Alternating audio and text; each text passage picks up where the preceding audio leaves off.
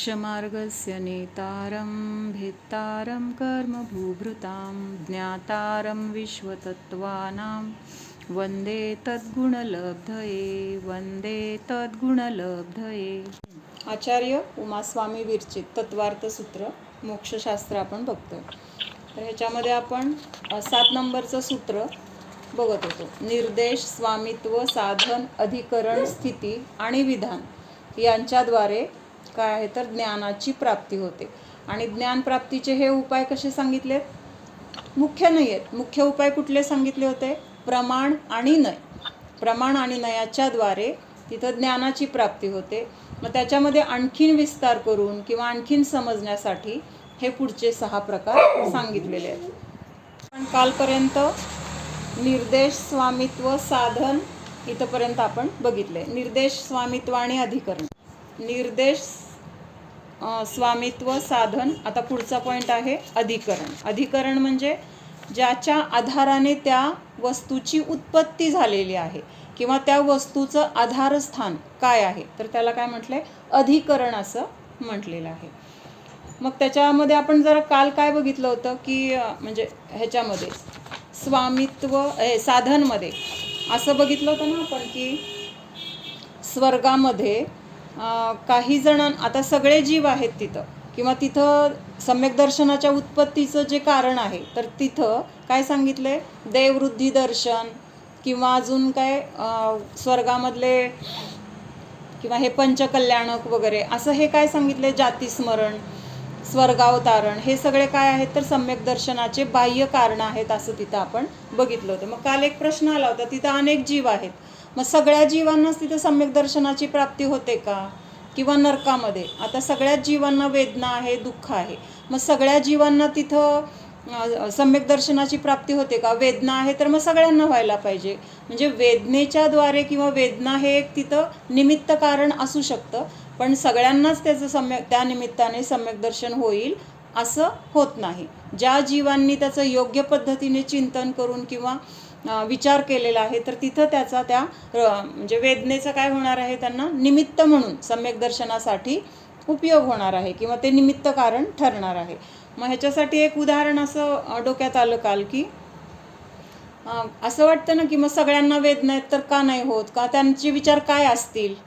की ज्यांना सम्यक दर्शन होते त्यांचे विचार आणि ज्यांना सम्यक दर्शन त्या कारणांना समोर असताना सुद्धा होत नाही, म्हणजे वेदना आहे, दुःख आहे, तरी पण नारकी जीवाला सगळ्यांनाच होत नाही आहे सम्यक दर्शन, मग त्यांचे विचार काय असतील किंवा त्यांना का होत नाही? तर ह्याच्याबद्दल एक थोडासा विचार आला की आता समजा एखादा खूप हुशार मुलगा आहे, त्याला किती 99% मार्क पडले, 10वी असेल, 12वी असेल, डिग्री असेल, मग त्याच्याकडे बघून आपल्याला काय वाटतं? किंवा एखादा मुलगा ज्याला आता त्या साईडला जायचं आहे किंवा जो 10वीला गेला आहे, 12वीला गेला आहे, तर तो काय बघतो त्या मुलाकडे? म्हणजे ह्या मुलांनी किती छान मार्क मिळवलेत, मग मला पण काय करायचं आहे?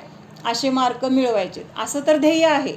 म्हणजे मला सम्यक दर्शन प्राप्त करायचं आहे असं तर ध्येय सगळ्या तिथल्या जीवांचं समजा असेल, पण तरी पण सगळ्यांना ते प्राप्त होत नाही. मग तसं आता हा 99%चा मुलगा बघून सुद्धा सगळ्या मुलांनी त्याच्याकडे बघितले की ह्याला एवढे चांगले मार्क मिळालेत, आपल्याला पण तसे मिळवायचेत, आपल्याला पण नंबर आणायचा आहे वगैरे असं विचार करतायत. पण सगळ्या मुलांना परीक्षा दिल्यानंतर 99% पडणार आहेत का? ठरवताना ॲडमिशन घेताना तर सगळ्यांनी हाच विचार केला आहे, त्या मुलासारखं मला मार्क मिळाले पाहिजेत किंवा तसे मला मिळवायचेत. मग त्याच्या मागं कारण काय आहे? एखाद्या मुलाला मिळतील, एखाद्याला थोडेफार कमी मिळतील, जवळपास मिळतील, काही जणांना अगदी सर्वसाधारण मिळतील, काही जण फेल होतील. मग ध्येय तर सगळ्यांचं एक होतं, पण त्या ध्येयाप्रती सगळ्यांचं जे समर्पण होतं किंवा तिथं जे प्रयत्न केले गेले तर ते सगळ्यांचे प्रयत्न समान नव्हते किंवा काही जणांचे प्रयत्न चुकले असतील, काही जणांनी त्याचा चुकीचा अर्थ घेतला असेल. म्हणजे आता मग काय विचार केला सगळ्या मुलांनी की ह्या मुलाला 99% पडलेत ना, मग ह्यांनी काय काय केलं? तर त्यांनी कुठल्या ठरी अमुक एका क्लासेसला त्यांनी ॲडमिशन घेतली.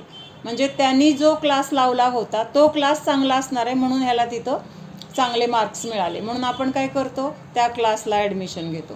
त्याच्यानंतर अजून काय? त्यांनी काय काय वस्तू वापरल्यात किंवा कुठल्या पुस्तकांचा वापर केला आहे, कुठले लेखकांचे पुस्तकं त्यांनी वापरलेत, असं सगळं करून आपण बाहेरून तर सगळं जमवलं, त्यांनी काय काय केलं हे त्यांनी कसं रुटीन फॉलो केलं वगैरे सगळं. पण अभ्यास किती वेळ केला आहे किंवा अभ्यास करताना नक्की त्यांनी अभ्यास कुठल्या म्हणजे कन्सेप्ट समजून घेतलं आहे का, घोकपट्टी केली आहे, हे काही बघितलं नाही आहे. वरवर त्यांनी कुठं क्लास लावला आहे, कुठल्या शिक्षकांचं त्यांनी मदत घेतली आहे किंवा काय काय वस्तू वापरल्यात, हे सगळं तिथं बघून तसं बाह्य तर अनुकरण केलं. पण अंतरंगातून त्या मुलाने अभ्यास करताना किती कॉन्सन्ट्रेशननी केलं, किती एकरूप झाला होता, त्याचं ध्येयाच्या प्रती समर्पण किती होतं, हे मात्र तिथं बाहेरच्या काही मुलांना ज्यांना मार्क कमी पडलेत त्यांनी काय केलं होतं तर ह्या गोष्टीला त्यांनी अनुकरण केलं नव्हतं. त्यांनी फक्त बाहेरच्या गोष्टींचं तर अनुकरण केलं. बाहेरच्या कुठं क्लास लावला आहे, कुठले शिक्षक आहेत, म्हणजे कुठल्या लेखकाची पुस्तकं वापरली आहेत, हे सगळं तर बघितलं. पण त्यांनी त्याच्या अभ्यासाची पद्धत किंवा त्याच्यासाठी त्यांनी केलेली एकाग्रता हे मात्र तिथं बघितलं नाही. मग त्यामुळं त्याला जे काही मिळालं 99% यश, तर ते बाकीच्यांना न मिळण्याचं कारण काय आहे तर अगदी जसंच्या तसं सगळं बघितलं नाही, वरवर बघितलं. तसं शुभक्रियांच्याद्वारे तिथं त्या जीवाला काय झालंय, सगळं सम्यक दर्शन, वृद्धी, सिद्धी प्राप्त झालेले आहेत हे दिसतंय, म्हणजे धर्माच्या अनुष्ठानाच्या द्वारे. परंतु तिथं त्यांनी स्वतःच्या आत्म्याचं श्रद्धान केलेलं आहे, स्वतःच्या आत्म्याला जाणलेलं आहे, हे मात्र तिथं अंतरंगातली क्रिया ते जाणत नाहीत. म्हणजे फक्त शुभ क्रियांपर्यंतच त्यांचं मर्यादित राहतं. आणि मग तिथं शुद्ध भावाचा अभाव असल्यामुळं बाहेरून सगळं करताना दिसलं तरी पण अंतरंगात तिथं सम्यक दर्शन नसल्यामुळं त्यांना तिथं हे बाकीचं सम्यक दर्शनाच्या द्वारे ज्या काही वृद्धिसिद्धी प्राप्त झालेल्या दिसत आहेत तर ते पद ह्या जीवांना मिळत नाही. का नाही मिळत तर तिथं सम्यक दर्शनाचा अभाव आहे. तसंच नारकी जीवांना पण तिथं वेदना तर सगळ्यांना आहेत, पण त्या वेदना का झाल्यात किंवा त्याच्या मागं कारण काय आहे, त्याच्यातून बाहेर पडण्यासाठी कारण काय आहे, हा विचार तिथं सखोलपणे केला जात नाही. एक आत्म्याची दृष्टी, आत्म्याचं श्रद्धान पाहिजे, ते सोडून बाकीच्या सगळ्या क्रिया केल्या जातात. आणि त्यामुळं तिथं सगळ्या जीवांना सम्यक दर्शन प्राप्त होत नाही. आणि ज्यांना प्राप्त होतो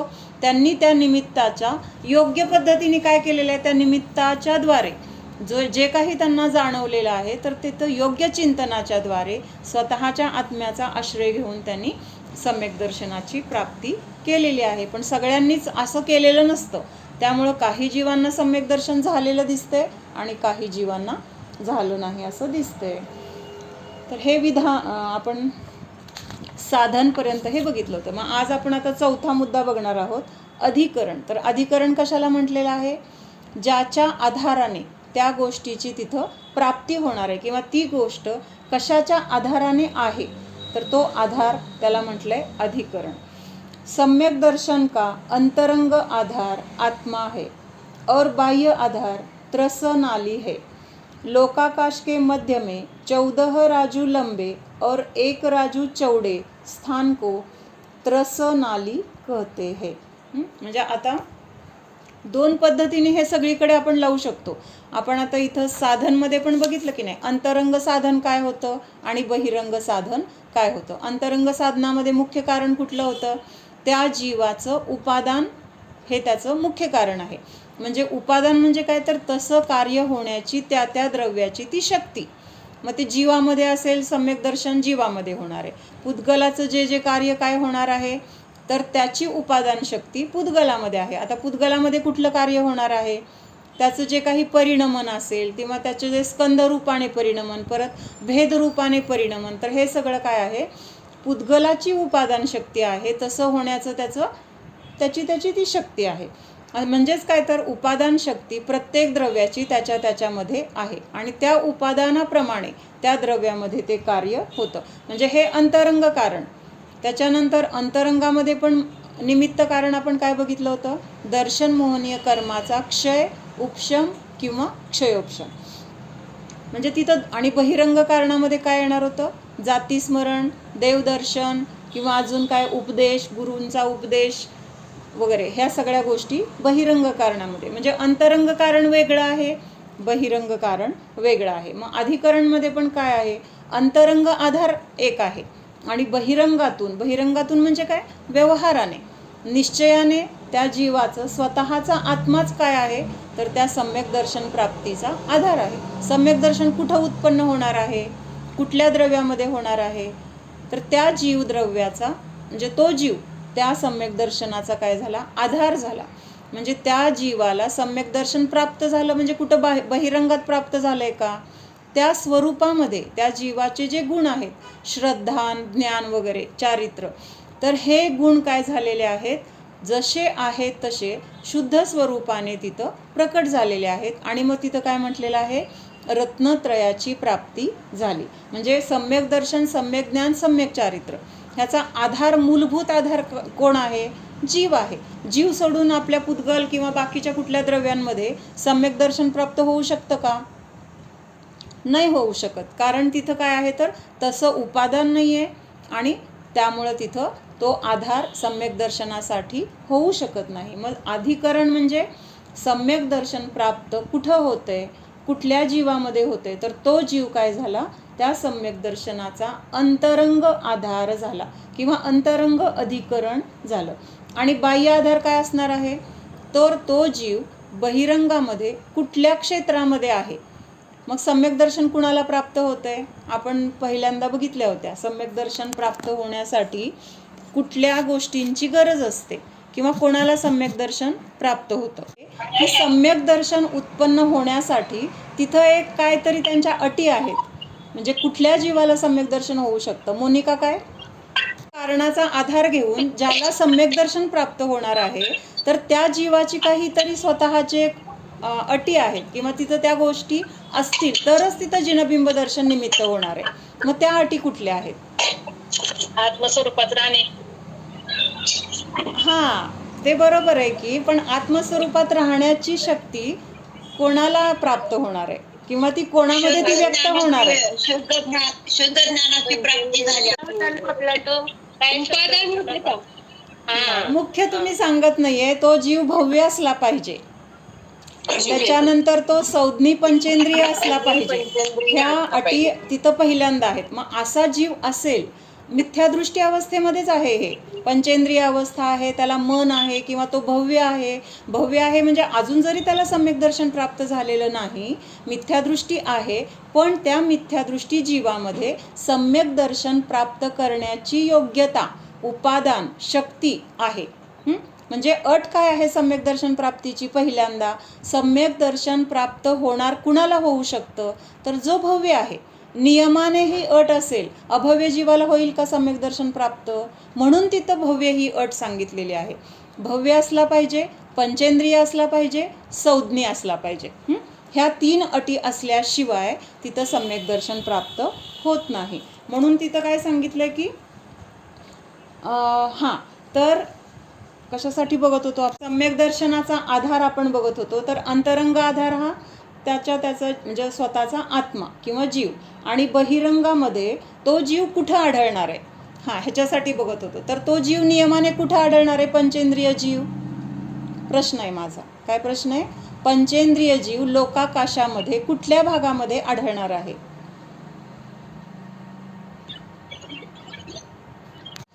बाह्य आधार त्रस नाली है, लोकाकाश के मध्य में 14 राजू लंबे और 1 राजू चौड़े स्थान को त्रस नाली कहते हैं.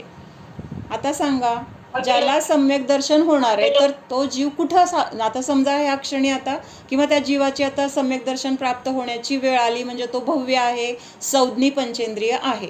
मग ह्या अवस्थेमधला जीव कुठल्या क्षेत्रामध्ये आढळणार आहे, मध्य लोकांमध्ये. मध्य लोकांमध्ये काय, मग म्हणजे आता नारकी पण आहेत ना, नारकी जीवांना पण तिथं सम्यक दर्शन आहे, किंवा स्वर्गामध्ये पण आहे. अधो आणि मध्य आणि ऊर्ध्व तिन्ही ठिकाणी आहे. त्रस नाडी पाहिजे होतं मला, हे सांगायचं की त्रस नालीमध्येच हा जीव, भव्य पंचेंद्रिय जीव त्रस नालीच्या बाहेर जन्म घेऊ शकेल का. त्रस नाली कशाला म्हटलेलं आहे, की जिथं 2 इंद्रियापासून पंचेंद्रिय जीव जिथं आढळतात, म्हणजे 1 इंद्रिय तर सगळीकडे आहेत, लोकाकाशामध्ये म्हणजे त्रस नालीमध्ये पण आहेत आणि त्रस नालीच्या बाहेर पण आहेत. पण त्रस जे जीव आहेत, त्रस म्हणजे कुठले, 2, 3, 4, 5 इंद्रियवाले जे जीव आहेत तर ते नियमाने कुठं सापडणार आहेत, तर ह्या लोकाकाशामध्ये त्रसनाली नावाचा जो भाग आहे तर त्या भागामध्येच त्यांचा जन्म होणार आहे. म्हणून मग तिथं काय म्हटलेलं आहे, बाह्य आधार काय आहे, अधिकरण बघतोय ना आपण, मग सम्यक दर्शन प्राप्त होण्यासाठी बहिरंग त्याचं क्षेत्र कुठलं असेल तर ते त्याचा आधार झाला. मग त्रसनालीमध्ये तो जीव असणार आहे, म्हणून बाहेरचा आधार काय आहे, त्रसनालीमध्ये अधिकरण त्याचं म्हटलेलं आहे. लक्षात येते का, अवघड वाटतंय? नालीमध्ये नियमाने त्रस जीवांची उत्पत्ती कुठं होणार आहे, तर त्रसनालीमध्ये होणार आहे. म्हणजे 2 इंद्रियापासूनचे जीव त्रसनालीच्या बाहेर उत्पन्न होऊ शकत नाहीत.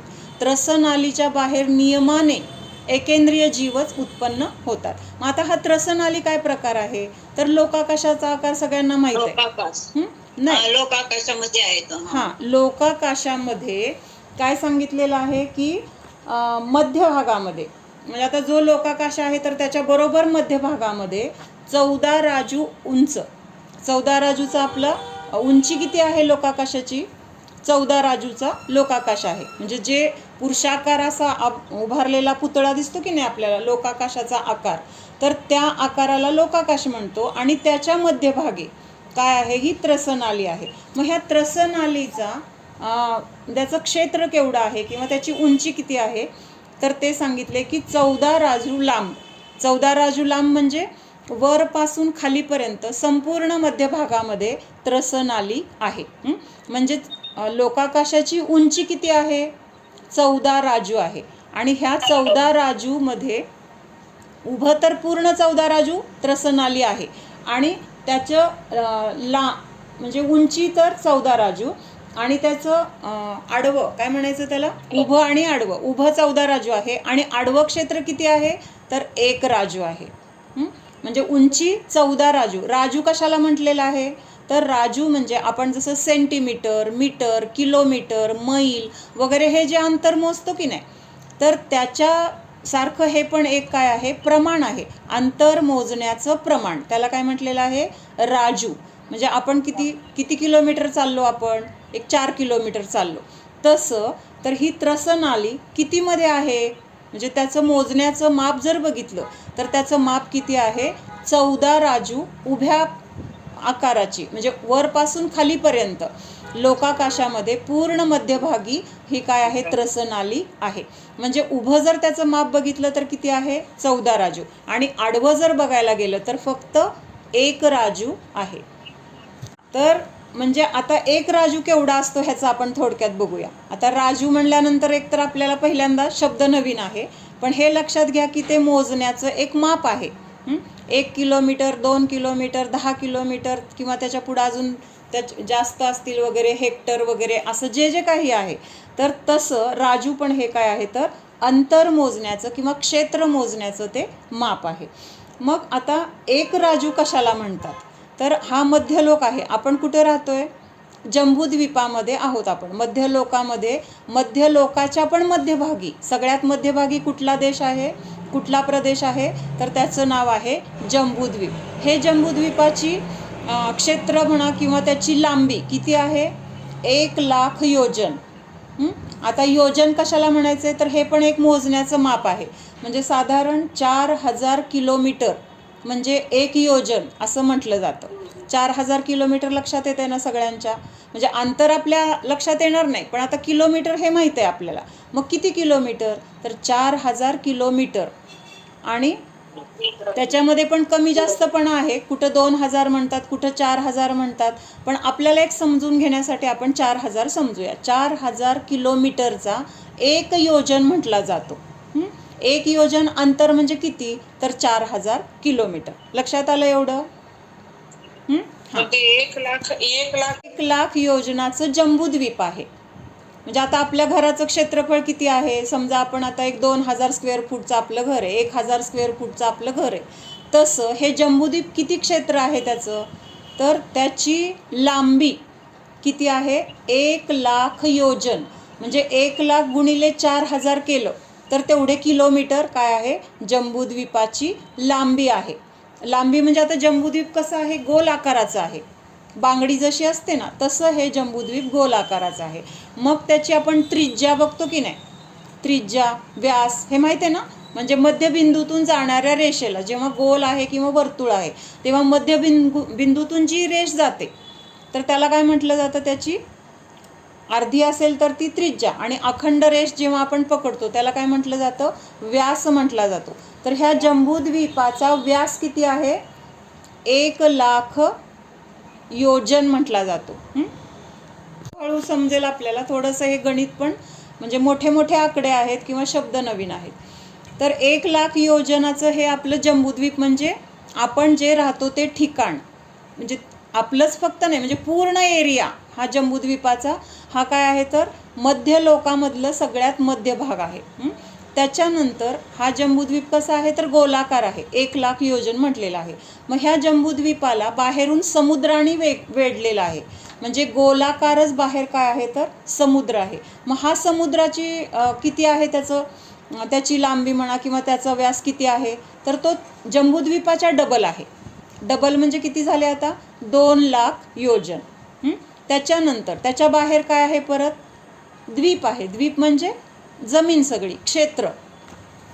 म्हणजे हा आपला मध्यलोक कसा आहे तर द्वीप, द्वीपाच्या बाहेर समुद्र, समुद्राच्या बाहेर परत द्वीप, परत समुद्र, म्हणजे एकाला दुसऱ्याने काय केलेलं आहे, व्यापलेलं आहे. म्हणजे जिथं जमीन आहे त्याच्या बाहेर समुद्र, समुद्र आहे त्याच्या बाहेर काय आहे, परत जमीन आहे. आणि प्रत्येकाचं क्षेत्र केवढं आहे, पहिल्याच्या डबल.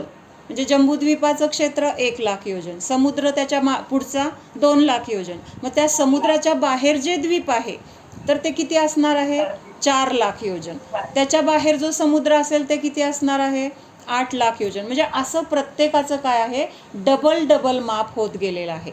आणि सगळ्यात हे द्वीप समुद्र हे एकूण किती आहेत मध्य लोकामध्ये, असंख्यात म्हटले जातात. किती, असंख्यात. असंख्यात म्हणजे त्या संख्येला आपल्याला मोजता येत नाही. संख्यात म्हणजे काय, आपण ज्याला मोजू शकतो. 3 प्रकार आहेत संख्या ज्या आहेत ना, आपण म्हणजे आता जे अंक आहेत किंवा जे मोजण्यासाठी आपण वापरतो तर ते असे अंकांचे पण काय केलेले आहेत, 3 प्रकार आहेत. एक संख्यात, दुसरं असंख्यात आणि तिसरं अनंत. असे 3 प्रकार आहेत. काय काय सांगितलं, संख्यात, असंख्यात आणि अनंत. मग हे जे द्वीप आणि समुद्र मध्य लोकामध्ये आहेत, एकमेकाला वेढलेले आहेत. म्हणजे जमिनीला समुद्राने वेढले, परत समुद्राला बाहेर त्याच्या जमिनीने वेढले. असं एक आड एक करत करत ह्या मध्य लोकामध्ये किती आहेत हे द्वीप आणि समुद्र, असंख्यात आहेत. असंख्यात म्हणजे संख्याच्या पण पुढं. आता संख्यात ही संख्या किती अंकी असते, संख्यात म्हणजे ज्याला आपल्याला मोजण्याचं म्हणजे मोजणं शक्य आहे. तर अशा संख्यात संख्येमध्ये किती अंक असतात. आता 2 अंकी संख्या म्हटलं तर किती आकडे असतात त्याच्यामध्ये, 99. नाही तसं नाही म्हणायचं. 2 अंकी म्हणजे 2 आकडे आहेत त्या संख्येमध्ये. हां, मग 10 असेल, 20 असेल, 50 असेल, 99 असेल. पण ह्याच्यामध्ये 2 अंकी म्हटलं की हे 2 आकडे येणार. 5 अंकी संख्या म्हटलं तर त्याच्यामध्ये अंक किती असणार, 5 असणार आहेत. म्हणजे म्हणजे आता आपण लाख म्हटलं तर किती असणार, त्याच्यामध्ये 5 अंक असणार आहेत. तसं संख्यात ही संख्या जी आहे त्याच्यामध्ये असे अंक किती असणार आहेत तर 150 अंक असणार आहेत. किती, म्हणजे 2 अंकी संख्या म्हणजे आता 10, एकावर 0, 2 अंकी संख्या 10 झाली. 100 म्हटलं तर एकावर आणखीन 2 शून्य, ती 3 अंकी संख्या झाली. तसं संख्यात ही संख्या ह्याच्यामध्ये किती आकडे असणार आहेत तर 150 आकडे पर्यंतच्या संख्येला काय म्हटलं जातं, संख्यात म्हटलं जातं. लक्षात येते संयू, एक ढोबळमानाने लक्षात ठेवा. त्याच्यामध्ये पण खूप भेद आहेत वगैरे, आपल्याला एवढ्या खोलात नाही जायचं. पण संख्यात असंख्यात एवढं आपण आत्ता का समजून घेतोय तर आपल्याला द्वीप समुद्र हे समजून घ्यायचं आहे म्हणून. मग असंख्यात म्हणजे कुठलं येणार आहे तर 150 एकावर एक असे आकडे 150, त्याच्या पुढची एक अजून अंक वाढला म्हणजे 151 पासून पुढं जर आपण बघायला गेलो तर त्या संख्या कशामध्ये येणार आहेत, असंख्यात म्हटलं जाणार आहे त्याला. संख्यात म्हणजे एकावर एक 150 अंक, असंख्यात म्हणजे 151 पासून पुढं त्याला म्हटलंय असंख्यात. आणि अनंतमध्ये तर आपण आकडे मोजूच शकत नाही, इतके काय आहे, अनंत ही संख्या मोठी आहे. तर आपल्याला द्वीप आणि समुद्र ह्यांची संख्या बघत होतो आपण, किती आहेत ह्या मध्य लोकामध्ये. फक्त मध्य लोकाचं चाललंय बरं का विषय. द्वीप आणि समुद्रांची संख्या किती आहे, तर असंख्यात आहेत. म्हणजे कसं आपण एक द्वीप, समुद्र, द्वीप फक्त मोजत 1 2 3 4 असं मोजत चाललोय, त्यांचं परत क्षेत्रफळ तर वेगळंच आहे. मग हे जे असंख्यात द्वीप आणि समुद्र आहेत, तर ते कसे आहेत, एकापेक्षा पुढचं दुप्पट आकार म्हणजे जेवढी जमीन आहे त्याच्या दुप्पट समुद्र, त्याच्या पुढचे समुद्राच्या पुढची जमीन आणखीन त्याच्या दुप्पट. मग शेवटचा जो स्वयंभू रमण नावाचा समुद्र आहे, म्हणजे ह्या मध्य लोकाचा शेवट जिथं होतोय, तर तिथं शेवटच्या समुद्राचं नाव काय आहे, स्वयंभू रमण नावाचा समुद्र. तर तो समुद्र एवढा मोठा आहे की त्या समुद्राचं जे क्षेत्र आहे, हां, तर ते जे स्वयंभू रमण समुद्राचं जे क्षेत्र आहे, वर्षातही म्यूट करा, तर ते जे त्याचं क्षेत्रफळ किंवा त्याचा आकार एवढा मोठा आहे की त्या शेवटच्या समुद्राच्या आकारामध्ये हे मधले सगळे द्वीप आणि समुद्राची बेरीज, त्यांच्या आकाराची बेरीज केली तर जेवढी येईल, तर मधले जेवढे द्वीप आणि समुद्र आहेत, एकूण त्यांचा जर आकडा आपण एकत्र केला किंवा त्यांचं आकारमान आपण त्यांचं प्रत्येकाचं क्षेत्र ह्यांची बेरीज केली, तर त्या सगळ्याची बेरीज जेवढी होईल तेवढ्या आकाराचा एकटा स्वयंभू रमण समुद्र आहे.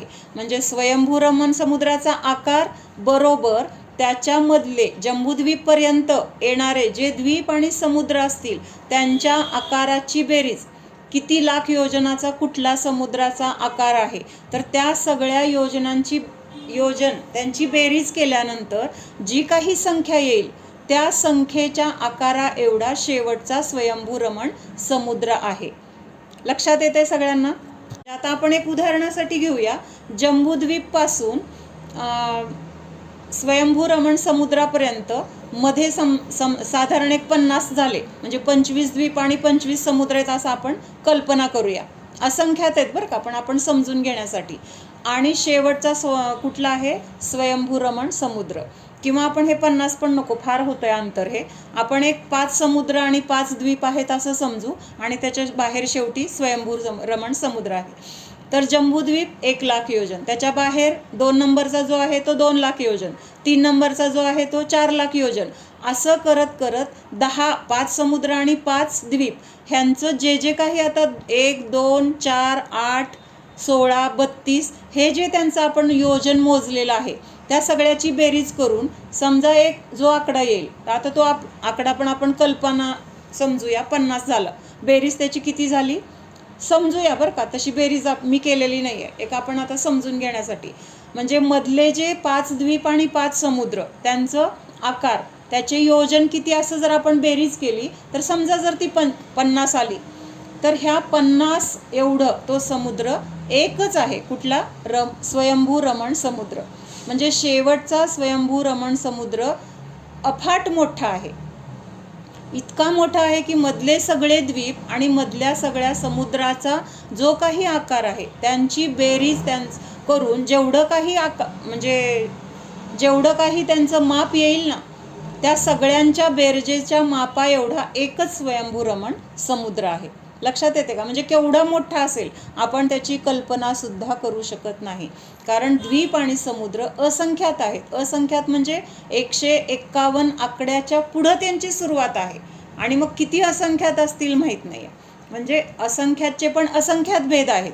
आता 2 अंकी संख्या किती आहेत म्हटलं तर आपण काय सांगणार, 90 आहेत, आहे की नाही? 2 अंकी संख्या म्हणजे 10 पासून 99 पर्यंत संख्या मोजल्या तर किती येणार आहेत, 90 येणार आहेत. मग 3 अंकी संख्या जर बघायला गेलं तर किती येणार आहेत, 900 येणार आहेत. 100 पासून 999 पर्यंत, म्हणजे लगेच किती वाढलं, 90 कुठं आणि 900 कुठं, किती पट वाढलं, 10 पट वाढलं, बरोबर आहे. त्याच्यानंतर समजा आपण 4 अंकी संख्या घेतली, तर तिथं 4 अंकी संख्येमध्ये कुठंपासून 4 अंकी संख्या सुरू होणार आहे, 1000 पासून 9999 पर्यंत 4 अंकी संख्या, त्याच्या पुढं 5 अंकी होणार आहे. मग हे जे 1000 पासून 9999 पर्यंत ज्या संख्या आहेत तर त्या किती असणार आहेत? 9000 असणार आहेत. म्हणजे 90, 900, 9000, पुढचं अजून त्याच्या पुढचं म्हणजे असं पटीत वाढत जाते. म्हणजे किती असंख्याचे भेद असतील मला हे सांगायचे. 2 अंकी संख्येचे भेद 90 झाले, 3 अंकी संख्येचे भेद 900 झाले, 4 अंकी संख्येचे भेद 9000 झाले. म्हणजे आपल्याला मोजता येते किरकोळ 2-4 आपण बघितलं तर आपल्याला ते किती आकडे येतात हे लक्षात येते. मग असंख्यात जी संख्या आहे, जिथंपासून असंख्यात सुरू झाली आणि अनंत आता सुरू होणार आहे, तिथंपर्यंतचे अंक जर आपण बघायला गेलो तर त्याचे भेद पण असंख्यात होणार आहेत. आपण त्याला पण मोजू शकणार नाही. आणि असे असंख्यात आणि द्वीप समुद्र मध्यलोकामध्ये आहेत असं म्हटलंय. तर जम्बूद्वीपापासून स्वयंभू रमण समुद्रापर्यंतचं जर अंतर आता आपल्याला बघायचं तर किती आहे? 1 राजू. कळतंय का? म्हणजे विस्तार किती मोठा आहे. म्हणजे छोटं छोटं छोटं बघत जाऊन आपण 1 राजू आहे म्हणताना आपल्याला खूप छोटं वाटतं. मध्यलोक किती आहे? 1 राजूच आहे फक्त. एवढे सगळे समुद्र, एवढं सगळं द्वीप आहेत.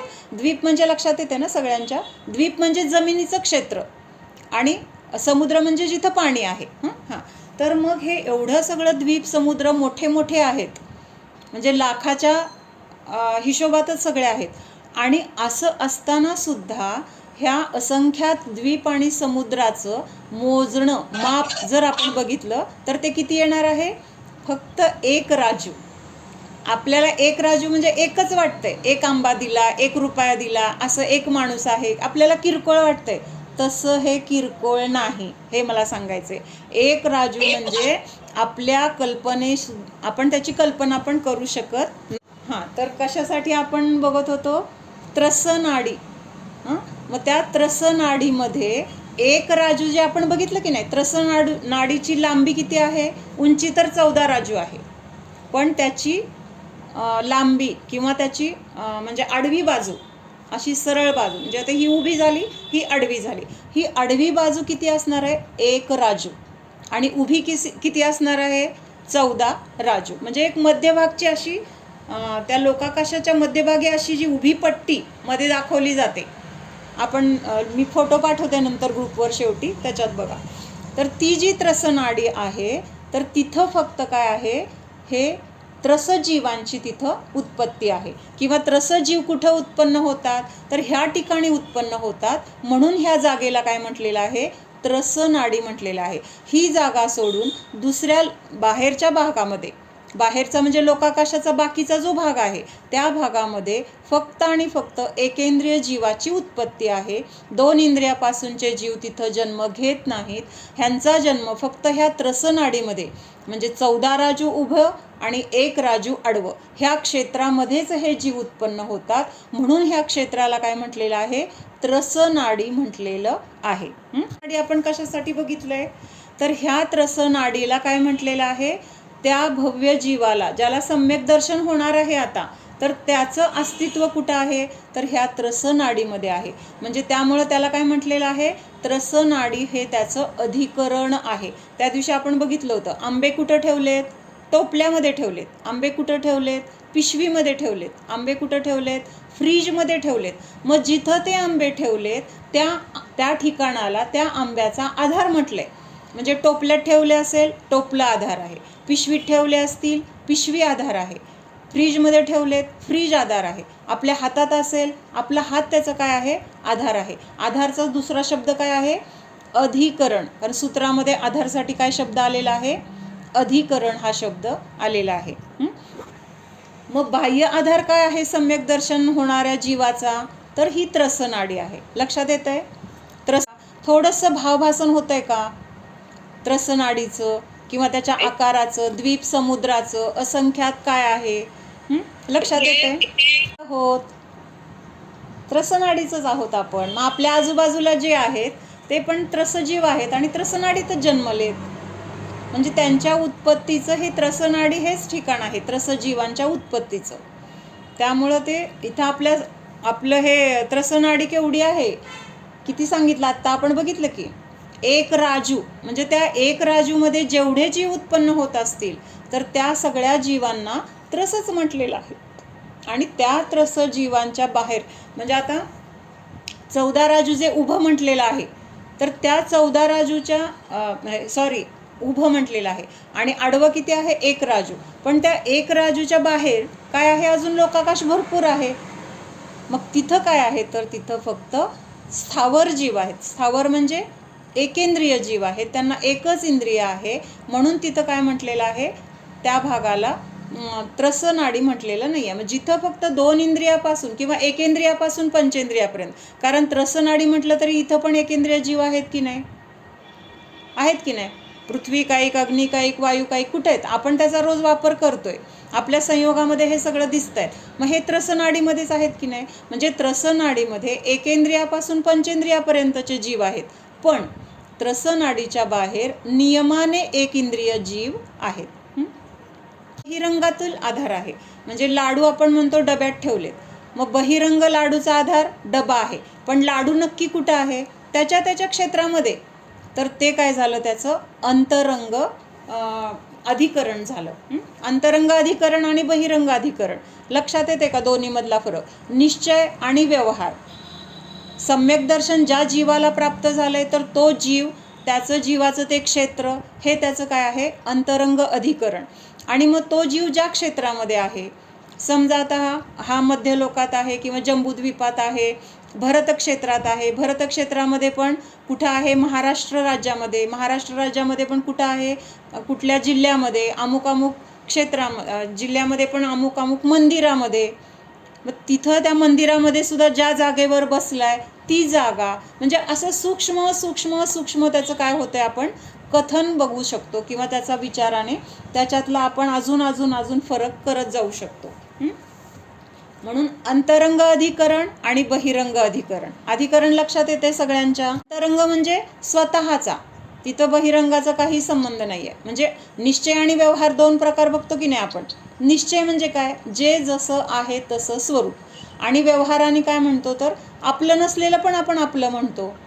तसं मी माझ्या असंख्यात प्रदेशामध्ये माझं घर आहे किंवा तेच माझं खरं क्षेत्र आहे, पण आता बहिरंगामध्ये आपण म्हणतो ना, ह्या ठिकाणी ह्या गावात मी राहते, हे घर माझं आहे. पण ते खरं निश्चयाने आपलं घर आहे का? नाही आहे. आपल्याला माहिती आहे की जेव्हा आपला मृत्यू होणार आहे, ह्या घराचा आपला काहीही संबंध राहणार नाही. म्हणजे हे तात्पुरतं आहे.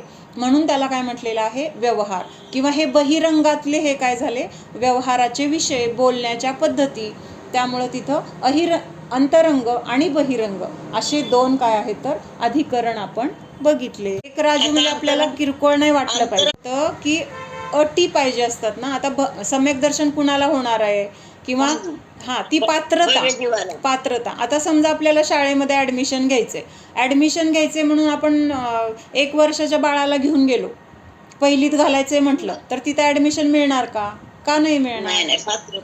म्हणजे तिथं त्या वयाची अट आहे ना, बाबा 6 वर्ष पूर्ण झाल्याशिवाय पहिलीमध्ये ॲडमिशन मिळणार नाही. किंवा कॉलेजमध्ये आपल्याला ॲडमिशन घ्यायचे आणि आपण आत्ता आहोत 5वी 6वीत, आपल्याला ॲडमिशन द्या, तुम्ही देऊन ठेवा ॲडमिशन. मग असं म्हटलं तर देतील का? नाही. तिथं आपल्याला 10वी पास झालेलं किंवा 12वी पास झालेलं सर्टिफिकेट तिथं द्यावं लागणार आहे. ती परीक्षा पास झालं ह्याचं तिथं काहीतरी आपल्याला प्रूफ दिल्याशिवाय आपल्याला तिथं ॲडमिशन मिळत नाही. म्हणजे ती काय आहे? पास होणं ही अट, गरजेची अट आहे. त्याच्याशिवाय आपल्याला तिथं ॲडमिशन मिळणार नाही. तसंच सम्यक दर्शन प्राप्त होण्यासाठी तो जीव नियमाने भव्य असला पाहिजे, ही अट आहे. संज्ञी पंचेंद्रिय असला पाहिजे. आता भव्य जीव आहे आणि अजून काही काळानंतर तो मोक्षाला जाणार आहे. मग आता तो कुठं आहे? समजा 3 इंद्रियमध्ये आहे किंवा 2 इंद्रियमध्ये आहे किंवा स्थावरमध्ये आहे. मग तो भव्य आहे म्हणून त्याला त्या ठिकाणी त्या अवस्थेमध्ये सम्यक दर्शन होऊ शकेल का? नाही होऊ शकणार. त्याच्यासाठी त्याला संज्ञी पाहिजे. संज्ञी झाला पण मन नाही आहे. पंचेंद्रिय झाला पण मन नाही आहे. संज्ञी म्हणजेच मन आणि पंचेंद्रिय असणं पण गरजेचं आहे. मग तो पंचेंद्रिय तर झालाय, पण पंचेंद्रिय कसा आहे? असंज्ञ आहे. म्हणजे मनरहित पंचेंद्रिय. 5 इंद्रिय तर आहेत, पण तिथं मन असणं सुद्धा काय आहे? आवश्यक अट आहे. मग ह्या 3 अटी जेव्हा पूर्ण होणार आहेत, कुठल्या? पहिल्यांदा पंचेंद्रिय, संज्ञी, आणि पहिल्यांदा तर खरं तसं भव्य पाहिजे, भव्य असला पाहिजे, पंचेंद्रिय असला पाहिजे आणि संज्ञा असला पाहिजे. ह्यातली एकही अट जर नसेल तर तिथं सम्यक दर्शन होणार नाही. म्हणजे हे काय झालं तर त्याची पात्रता झाली. पण आपण इथं अधिकरण काय बघतोय? अधिकरण म्हणजे सम्यक दर्शन कुठं प्राप्त होणार आहे? तो जीव तर ह्या पात्रतेचा आहेच, म्हणून त्या जीवाला म्हणजे त्या जीवाचं क्षेत्र किंवा त्या जीवाचं ते द्रव्य हे काय आहे त्या जीवासाठी मुख्य अधिकरण किंवा निश्चयनयाने ते अधिकरण म्हटलंय. कारण सम्यक दर्शन त्या जीवामध्ये त्याच्या स्वरूपामध्ये उत्पन्न होणार आहे, म्हणून त्याला तिथं काय म्हटलेलं आहे? स्वतःचं क्षेत्र आत्मप्रदेश हे त्या जीवाचं निश्चय अधिकरण म्हटलेलं आहे. आणि मग बहिरंगामध्ये तो कुठल्या ठिकाणी बसलाय, मंदिरात असेल, आपल्या घरात बसून ध्यान करतोय आणि त्याला सम्यक दर्शन झालं, तर त्याचं घर काय झालं? त्याच्यासाठी ते अधिकरण झालं. बहिरंगामधलं त्याचं ते बसलेलं ठिकाण हे त्याचं अधिकरण झालं स्थूल रूपाने. आणि हे सूक्ष्म रूपाने आणि स्थूल रूपाने मग मध्यलोकात आहे, जम्बूद्वीपात आहे किंवा भरतक्षेत्रात आहे, त्याच्यामध्ये सुद्धा महाराष्ट्रामध्ये आहे किंवा ह्या गावात आहे. म्हणजे असं आपण अजून आत आत आत खोल खोल खोल आपण जाऊ शकतो. तर हे झालं अधिकरण. त्याच्यानंतर पुढचं आहे स्थिती. स्थिती म्हणजे काय? हे सम्यक दर्शन प्राप्त झाल्यापासून ते किती काळ त्या जीवाच्या सोबत असतं किंवा त्या जीवामध्ये ते सम्यक दर्शन आहे, तर त्याचा काळ पण काय आहे? उत्पन्न झाल्यापासून जोपर्यंत आहे तोपर्यंत त्याला काय म्हटलेलं आहे? त्या सम्यक दर्शनाची ती स्थिती. स्थिती म्हणजे काय? कालावधी. म्हणजे उत्पन्न झाल्यापासून जोपर्यंत ते जीवामध्ये आहे तर तोपर्यंत त्याला काय म्हटलेलं आहे? तर त्या सम्यक दर्शनाची स्थिती म्हटलेलं आहे. म्हणजे ह्याचा अर्थ अजून एक लक्षात येतोय का सगळ्यांच्या? म्हणजेच जे जे सम्यक दर्शन आहेत ते किंवा त्याचे जे प्रकार आहेत, तर त्याच्यामध्ये काही सम्यक दर्शन असं आहे की ते नष्ट पण होतं. म्हणजे सम्यक दर्शन प्राप्त झाले, उत्पन्न झाले, त्या जीवाला आत्म्याचं श्रद्धान झाले, पण हे श्रद्धान कायम टिकेलच असं पण नाही. म्हणून सम्यक दर्शनाचे जे प्रकार आहेत, कुठले कुठले प्रकार आहेत? औपशमिक सम्यक दर्शन, क्षायोपशमिक सम्यक दर्शन आणि क्षायिक सम्यक दर्शन. तर ह्या 3 प्रकारामधले पहिले 2 जे आहेत, कुठले? औपशमिक आणि क्षायोपशमिक, हे सम्यक दर्शन उत्पन्न झाल्यानंतर नष्ट होऊ शकतं. काय म्हटलंय? नष्ट होऊ शकतं. का होऊ शकतं नष्ट? तर त्या जीवाचे जर पूर्वीचे मिथ्यात्व, अनंतानुबंधी हे कशाय किंवा हे जे कर्म आहेत, तर ते त्याचा जर उदय आला, कर्म आपण आधी खूप काय काय बांधून ठेवलेले आहेत, कधी कुठलं कर्म उदयाला येईल आपल्याला माहीत नाही आहे, पण ते आपल्या संयोगामध्ये आहेत. मग आत्ता आपल्याला सम्यक दर्शन तर प्राप्त झाले, कारण आत्ता मिथ्यात्व आणि अनंतानुबंधीचा उपशम असेल, क्षयोपशम असेल किंवा क्षय असेल, ह्या तिन्हीपैकी तिथं कुठलं तरी एक कारण असणारच. मग समजा तिथं आता औपशमिक सम्यक दर्शन प्राप्त झालं, त्यावेळेस तिथं काय झालंय? दर्शन मोहनीयाचा आणि अनंतानुबंधीचा काय झालेला आहे? उपशम झालेला आहे. उपशम झालंय म्हणजे काही काळासाठी ते कर्म दबलं गेलंय, नष्ट झालेलं नाही आहे, त्या संयोगामध्ये आहे, पण काय झालंय? त्याचा आत्ता तिथं उदय नाही आहे. आणि तो उदय नसल्यामुळं तिथं काय झालेलं आहे? एक निर्मळ शुद्ध अवस्था प्रकट झालेली आहे. त्याला काय म्हटलेलं आहे? तिथं सम्यक दर्शन प्राप्त झालं. मग हे जे सम्यक दर्शन आहे, तर त्या सम्यक दर्शनाचं नाव काय आहे? औपशमिक सम्यक दर्शन. उपशमाच्या निमित्ताने त्या सम्यक दर्शनाची तिथं प्राप्ती झालेली आहे, म्हणून त्याला म्हटलंय औपशमिक सम्यक दर्शन. मग हे औपशमिक सम्यक दर्शन प्राप्त झालं, तिथं तेवढ्या अंतर्मुहूर्तामध्ये काही एक शुद्ध निर्मळ अवस्था प्राप्त झाली, त्या जीवामध्ये तेवढी वितरागता प्रकट झाली, आणि अंतर्मुहूर्तानंतर समजा त्या जीवाचं कुठलं कर्म उदयाला आले? आता मिथ्यात्व, अनंतानुबंधी ह्या कर्माचा जर उदय आला, तर ते औपशमिक सम्यक्त्व काय होणार आहे? तिथं नष्ट होणार आहे, आणि परत तो जीव आता काय म्हटला जाईल? मिथ्यादृष्टी म्हटला जाईल. म्हणून मग त्यावेळेस काय म्हटलं जाईल? औपशमिक सम्यक्त्वाची स्थिती किती होती? अंतर्मुहूर्त. लक्षात येते का? म्हणजे उत्पन्न झालं आणि नष्ट झालं. मग उत्पन्न झाल्यापासून नष्ट होण्यापर्यंतचा जो कालावधी झाला, तर त्या कालावधीला त्या सम्यक दर्शनाचं काय म्हटलेलं आहे? स्थिती म्हटलेलं आहे किंवा कालावधी असं म्हटलेलं आहे. मग क्षायोपशमिक सम्यक दर्शनाचं पण असंच आहे. ते उत्पन्न होईल आणि त्याचा काळ थोडा जास्त आहे. म्हणजे जर ते राहिलं तर जास्तीत जास्त किती टिकू शकतं? 66 सागरपर्यंत हे क्षायोपशमिक सम्यक दर्शन त्या जीवाच्या संयोगामध्ये राहू शकतं. राहतंच असं नाही बरं का.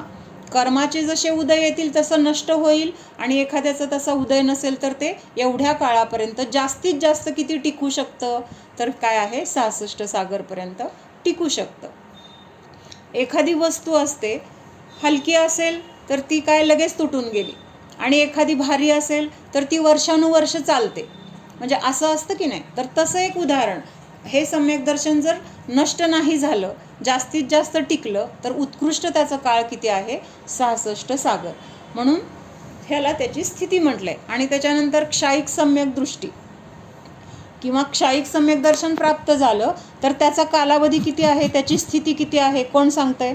कायमचं झालं ना. आता शब्द कसा सांगू म्हणजे अनंत काळ. हा, पण सांगताना कसं सांगायचं? सुरुवात आणि शेवट दोन्ही गोष्टी त्याच्यात आला पाहिजेत. मग कसं सांगायचं? क्षायिक सम्यक दर्शनाची स्थिती किती असणार आहे? अनंत काळ ना. अनंत काळ झाला की, पण आता सुरुवात झाली की नाही त्याला? सुरुवातीपासून ते शेवटच्या काळात. सुरुवातीपासून अनादि अनंत. अनादि म्हटलं तर कधी होईल? अनादि काळापासून आहे का? आत्ता समजा आत्ता सुरुवात, आत्ता सम्यक दर्शन झालं म्हणजे काय झालं? आत्ता क्षायिक सम्यक दर्शनाला सुरुवात झाली. मग सुरुवातीसाठी कुठला शब्द आहे? साधी. ज्याला सुरुवात आहे त्याला साधी म्हणतात. म्हणजे आत्ता सम्यक दर्शन प्राप्त झालं आणि आता क्षायिक सम्यक दर्शन कसं आहे? कधीही नष्ट होत नाही. एकदा उत्पन्न झाल्यानंतर ते नष्ट होतच नाही. कारण त्यांनी काय केलेलं आहे? दर्शन मोहनीय कर्माचा क्षय म्हणजे त्याचा पूर्ण नायनाट केलाय. त्याचं पूर्ण अस्तित्व कसं केलंय?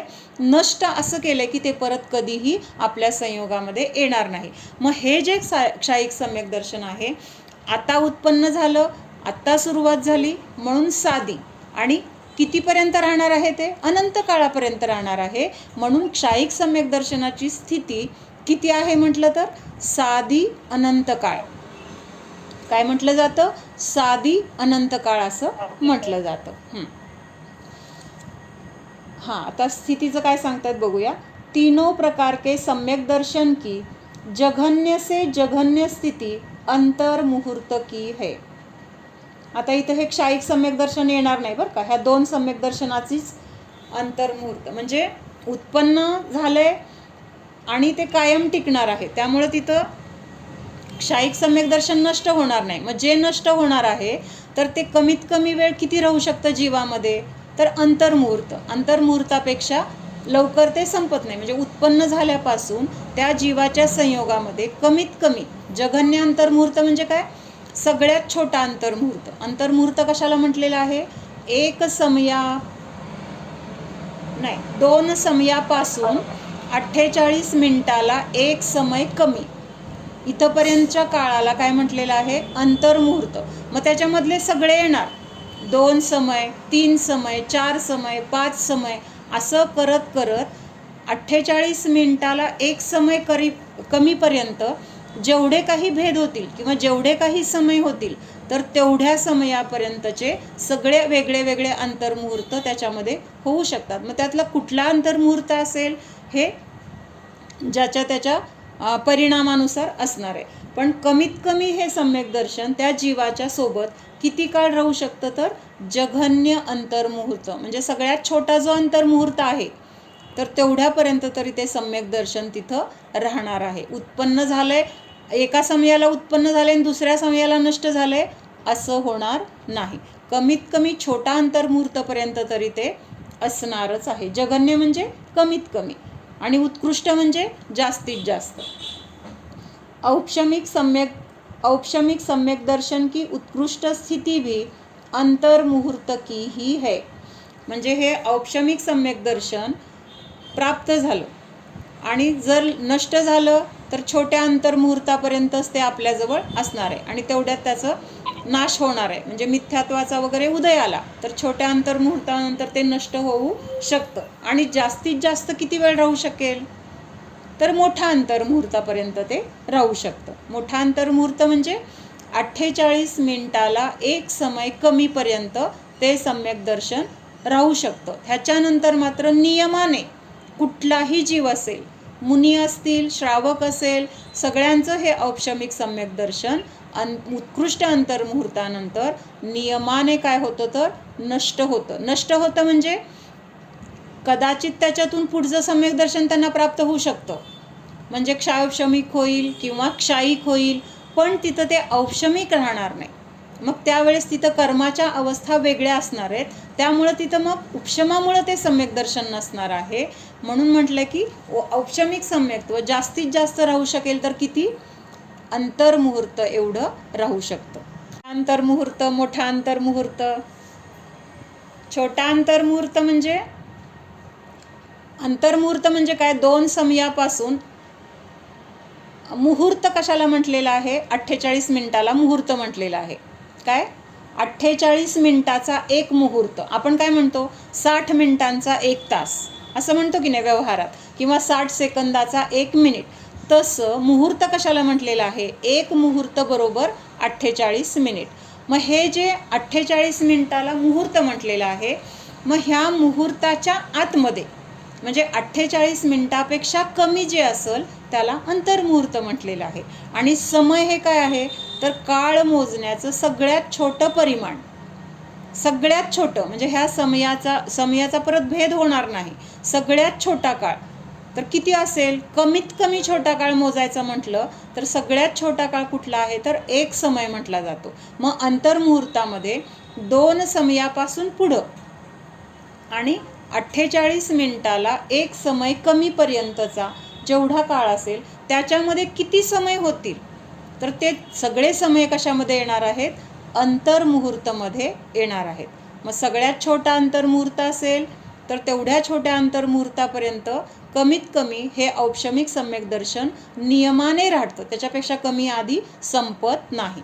आणि जास्तीत जास्त किती राहू शकेल तर जास्तीत जास्त उत्कृष्ट अंतर्मुहूर्त म्हणजेच 48 मिनिटापेक्षा 1 समय कमीपर्यंत हे राहू शकतं. त्यानंतर नियमाने काय होणार आहे, एकतर ते नष्ट तर होईल किंवा दुसऱ्या सम्यक दर्शनामध्ये त्याचं रूपांतर होईल. लक्षात येते, दुसऱ्या रूपांतर झाल्यानंतर तिथं त्या सम्यक दर्शनाला दुसरं नाव असणार आहे, म्हणून तिथं औपशमिक हे नाव राहणार नाही. कारण आता तिथं कर्माच्या उपशमामुळे ते सम्यक दर्शन असणार नाही, एकतर क्षयामुळं असेल किंवा क्षयोपशमामुळं असेल, अशा तिथं वेगळ्या वेगळ्या कर्माच्या अवस्था असतील. म्हणून तिथं काय म्हटलेलं आहे, औपशमिक सम्यक्त्व हे नियमाने उत्कृष्ट त्याची स्थिती किती आहे तर अंतर्मुहूर्तचं आहे.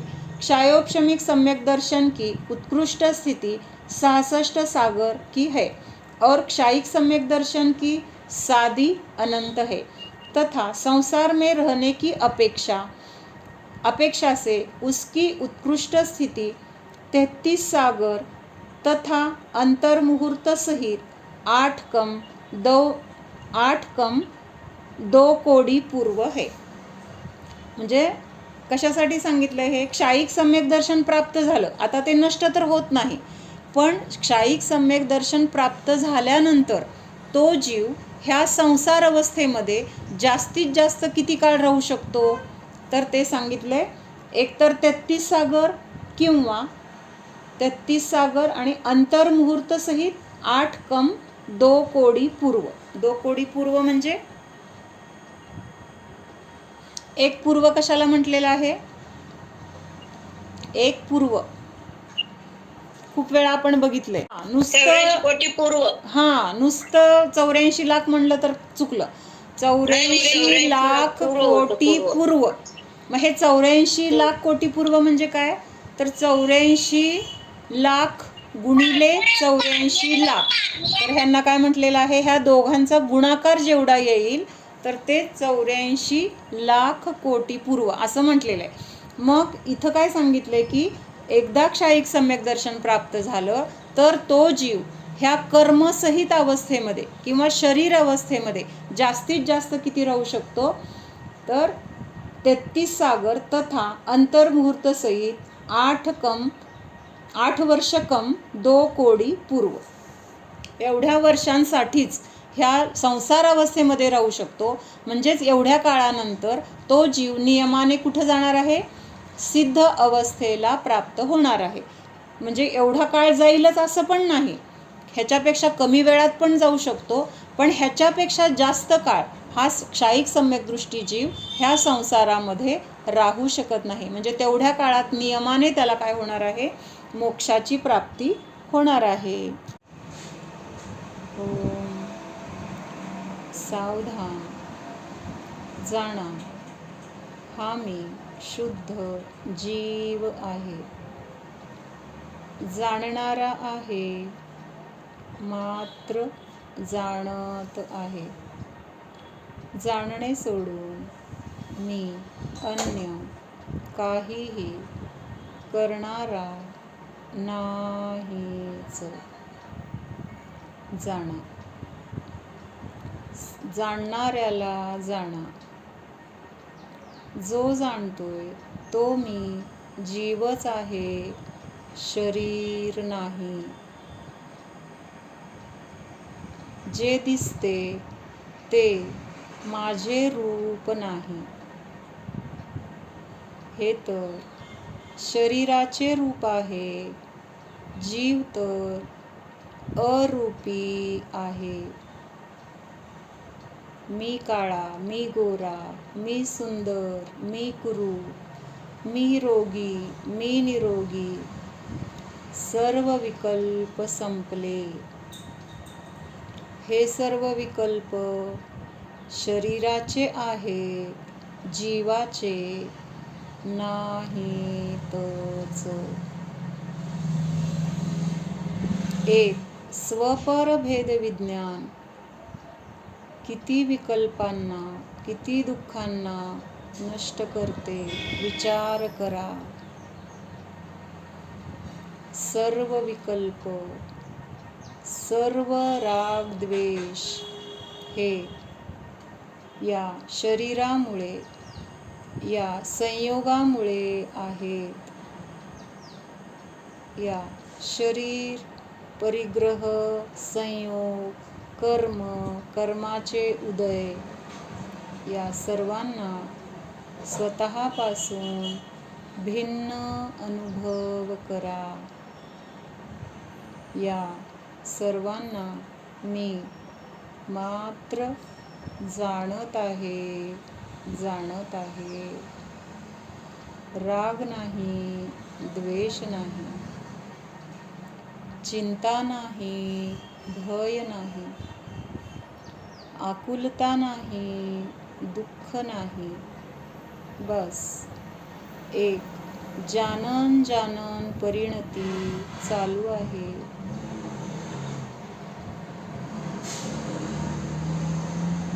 ज्ञायक स्वरूपोऽहम्, ज्ञाता द्रष्टा स्वरूपोऽहम्, ज्ञान स्वरूपोऽहम्.